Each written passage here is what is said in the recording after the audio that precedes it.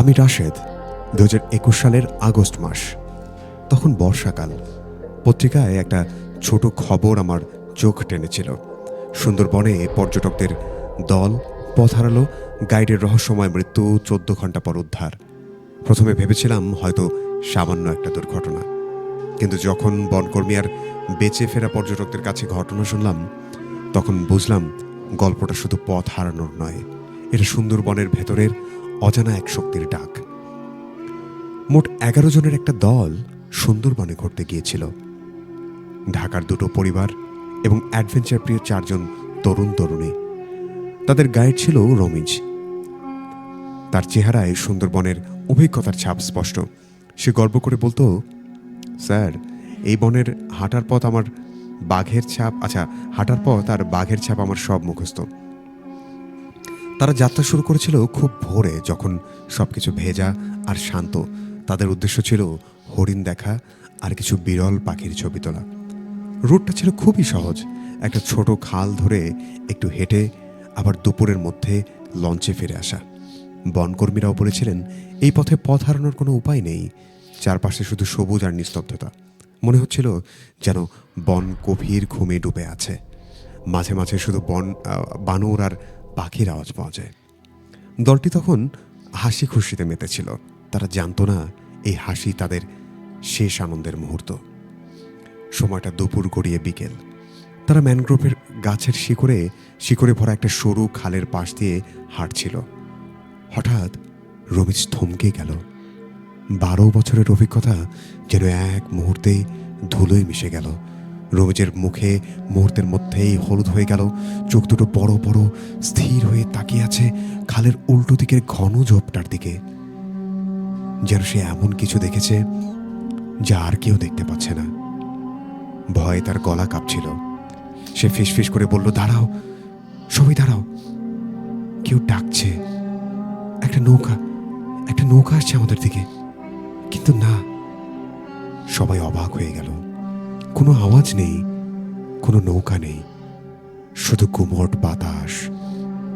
দলের মিথিলা নামের এক তরুণী জানতে চাইল, রমিজ ভাই, কি হলো আপনার?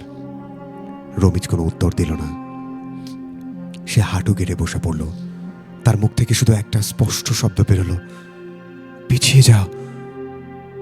ঠিক 1 মিনিট 20 পর সুন্দরবনের এই অভিজ্ঞ গাইড সেখানেই মারা গেলেন।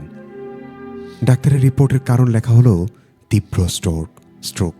কিন্তু দলের সদস্যরা আজও ভয় পেয়ে যায় যখন তারা বলে রমিজের চোখ দুটো ছিল সম্পূর্ণ খোলা, স্থির। দেখে মনে হচ্ছিল সে যেন অদৃশ্য কিছুর দিকে তাকিয়েছিল, যা আসলেই সেখানে ছিল না। তার মৃত্যু ছিল অস্বাভাবিক এবং হঠাৎ করে, যেন নীরবতার বুক চিরে কেউ এসে তার প্রাণ কেড়ে নিয়ে গেছে। রমিজের মৃত্যুর পর দলটি পুরোপুরি দিশেহারা হয়ে যায়। গাইড নেই, ভয় আর আতঙ্ক চারিদিকে ছেয়ে গেল। মোবাইলের নেটওয়ার্ক নেই, সবার মোবাইলের চার্জও শেষের দিকে। সূর্য তখন ডুবছে, শেষ আলোটুকু ম্যানগ্রোভের পাতা ভেদ করে মিলিয়ে গেল। সুন্দরবনের অন্ধকার খুব ঘন এবং নিশ্ছিদ্র। এই অন্ধকার শুধু দৃষ্টিশক্তি কেড়ে নেয় না, মানুষের সাহসও গ্রাস করে নেয়। দলটি ঠিক করলো রমিজ যেদিকে তাকিয়েছিল সেদিক ধরেই তারা হাঁটতে থাকবে। হয়তো সেটা পরিচিত কোনো রাস্তায় গিয়ে মিশবে। এটাই ছিল তাদের সবচেয়ে বড় ভুল। তারা হাঁটতে শুরু করলো। কিছু দূর যাবার পর কাদামাটির ওপর একটি অদ্ভুত ছাপ দেখতে পায় তারা। সেই ছাপ দেখে সবাই আঁতকে উঠল। মানুষের পায়ের ছাপ, কিন্তু দলের 11 জনের কারো পায়ের ছাপের সাথে তার কোনো মিল নেই। শুভ নামের একটা ছেলে ফিসফিস করে বলে উঠল, ভাই, ছাপটা একবার দেখুন। এটা কোনো বাচ্চা বা প্রাপ্তবয়স্কের নয়। অদ্ভুত, চিকন, কিন্তু অস্বাভাবিকভাবে গভীর, স্পষ্ট দেখা যাচ্ছে। সেখানে তখন 11 জন মানুষ, কিন্তু পায়ের ছাপ ছিল 12টি। 12তম ব্যক্তি, যাকে দেখা যাচ্ছে না, কিন্তু যার অস্তিত্ব মাটির বুকে পরিষ্কারভাবে আঁকা। রাত তখন গভীর। ভয় এখন শুধু মনে নেই, বাতাসের প্রতিটা কোণায় মিশে গেছে। দলটি হাঁটছে, কিন্তু তারা যেন অদৃশ্য গোলক ধাঁধার শিকার। তারা যেন একটা শুকনো মরা গাছ পার হলো, যার কাণ্ডে অনেক লতা জড়ানো। কিন্তু 10 মিনিট পরে তারা আবার সেই একই গাছের কাছে ফিরে এলো। তারা পথ পাল্টালো, অন্যদিকে গেল, কিন্তু প্রতিবারই সেই একই শুকনো গাছের কাছে ফিরে আসছে, যেন অদৃশ্য কোনো শক্তি তাদের চারপাশ থেকে ঘিরে ধরেছে, বারবার একই রাস্তায় ঘোরাচ্ছে তাদের। রাতের অন্ধকারে ঝোপঝাড় আর শিকড়ের মাঝে দলটির মনে দৃঢ় বিশ্বাস জন্মালো তারা আর একা নেই।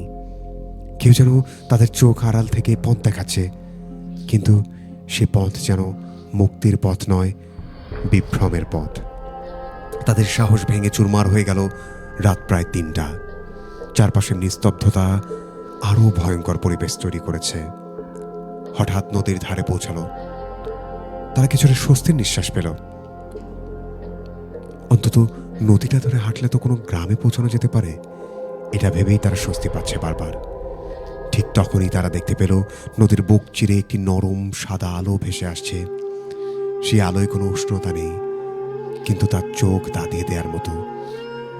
এটা কোনো নৌকা বা ট্রলারের আলো নয়, একটি মৃদু রহস্যময় দ্যুতি। দলটি যখন কিনারার কাছে গিয়ে ভালো করে দেখার চেষ্টা করলো, আলোটি তখন মিলিয়ে গেল। আবার যখন তারা নদীর দিকে থেকে মুখ ঘুরিয়ে দূরে তাকালো, আবার আলোটি দেখা গেল। এবার আবারও একটু দূরে, যেন তাদের পথ দেখানোর চেষ্টা করছে, কিন্তু তাদের যেতে বারণ করছে। স্থানীয়রা একে জঙ্গলের ভূত আলো বলে, বা স্থানীয়রা বলে জঙ্গলের ভূতের আলো বা আলেয়া। বিজ্ঞান বলে মাটিতে জমা মিথেন গ্যাসের কারণে এমন আলো হতে পারে। কিন্তু গভীর রাতে সুন্দরবনের অন্ধকারে, যেখানে ভয় আর বিভ্রমে সবকিছুকে ছাপিয়ে যায়, সেখানে এই রহস্যময় ভাসমান আলো দেখলে কারো পক্ষে শান্ত থাকা সম্ভব নয়। আলোটি তাদের নদীর আরো গভীরের দিকে টেনে নিয়ে যাচ্ছিল। পরদিন সকালে বনকর্মীদের উদ্ধারকারী দল থার্মাল ক্যামেরা আর তাপমাত্রা মেপে মানুষদেরকে খুঁজতে থাকে। দলের প্রধান ছিলেন করিম স্যার, একজন অভিজ্ঞ বনরক্ষী। করিম স্যার আমাকে যা বললেন তা শোনার মতো ছিল না। তিনি বললেন, রাশেদ ভাই, থার্মাল ক্যামেরায় স্পষ্ট দেখলাম 12টি হিট সিগন্যাল। আমি থমকে গেলাম। দলে তো 11 জন সদস্য ছিল। আমি স্যারকে বললাম, স্যার, দলে তো 11 জন ছিল।